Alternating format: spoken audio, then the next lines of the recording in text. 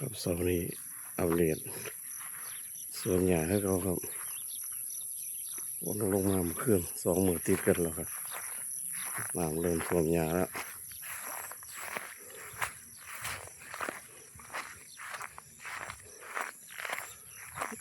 ลามใส่ไปหากินไปแล้ว